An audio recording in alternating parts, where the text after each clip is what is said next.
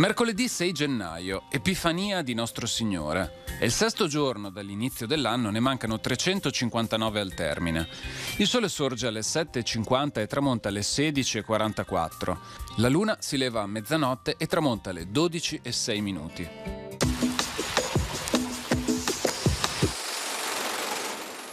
Un freddo eccezionale ha fatto gelare completamente la laguna di Venezia, interrompendo ogni comunicazione con la terraferma. Una fanciulla di Mestre, attesa dal fidanzato in una chiesetta veneziana per le nozze, non s'arrende. Sistema il corredo nunziale su un carro e traversa a piedi la laguna gelata, arrivando a Venezia giusto in tempo per la celebrazione delle nozze.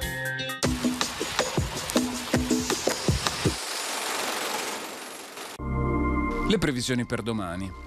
Precipitazioni assenti. Sulla pianura cielo poco o parzialmente nuvoloso con delle nebbie fino al mattino e di sera.